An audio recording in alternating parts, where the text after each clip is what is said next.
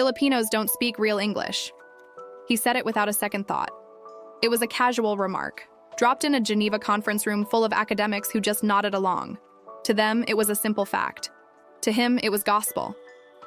Professor Andrew Whitmore, a Harvard linguist both admired and feared, had built his entire career on defining what real English was. He believed it was the language of Oxford, of Cambridge, of the polished Western elite. It certainly didn't belong to a cluster of islands halfway across the Pacific, spoken by people who wove Tagalog and laughter into every other sentence. But the world has a funny way of humbling even its most confident experts. Months later, Andrew Whitmore found himself landing in Manila. He wasn't there to learn. He was there to lecture, invited to speak at a global education forum.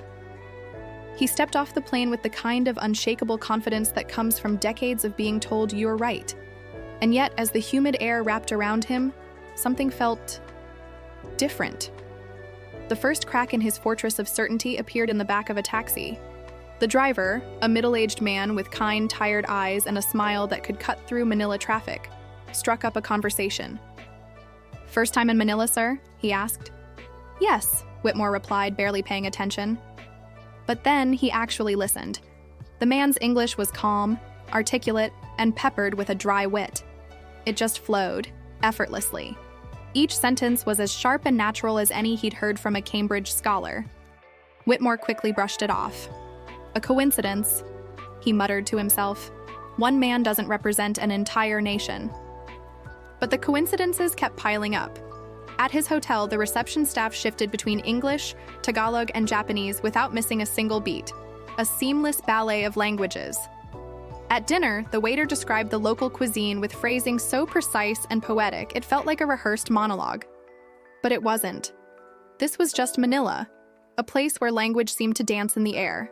That night, Whitmore stood on his hotel balcony, looking out at the city glowing beneath him, a restless, living entity. A quiet whisper entered his mind. Could I have been wrong? He pushed the thought away. Pride is a stubborn thing. The next morning, he decided to walk through the historic walls of Intramuros. He sat down at a cafe and overheard 3 college students at the next table. They were debating political theory, in English. It wasn't broken or hesitant. It was bold, fluent, and layered with philosophy, sarcasm, and genuine grace. They were quoting authors he taught back at Harvard. They were extraordinary. He left his coffee half-finished, his mind suddenly buzzing. Later, he found himself in the chaotic maze of Divisoria Market. Vendors were speaking English to tourists from Japan, China, and France. They weren't just selling things. They were negotiating, joking, and translating, all at once without a script, without a moment of hesitation. This wasn't English as a second language. This was English as a tool for survival, for connection, for life itself. That evening, seeking quiet, he stepped into a small chapel. And there, he heard something that would stay with him forever. Voices rose together in English hymns, soft, sincere, and trembling with emotion. The prayers that followed were like poetry. These were English words, yes, but they were spoken with a Filipino soul. This wasn't an imitation of someone else's language. This was a transformation. It was something new, something beautiful. By the time the conference began, Whitmore's arrogance was starting to crumble. But he was a man of habit. He stood at the podium facing hundreds of Filipino educators and began the same lecture he'd prepared in his Cambridge office. Halfway through, his old, ingrained belief slipped out. He said it again. Of course, in countries like the Philippines, English is functional, but not real English. The silence that fell over the room was heavy, thick with unspoken words. No one shouted, no one argued. They just stared at him. Then a woman stood up. She was a public school teacher from Quezon City. "Professor," she said, her voice calm but firm, "I teach children who go home to houses with no lights, no running water. But they recite poems in English. They debate in English. They write their dreams in English. You call it not real, but for them, it's the most real thing they have." A soft applause started, then swelled into a wave. Another hand shot up. A university student. He spoke with perfect clarity. "Sir, may I ask, what makes English real? Is it the grammar? The accent? Because if English is about sharing ideas, expressing emotion, and making a connection, then maybe it is here, in the Philippines, where English lives its most beautiful life."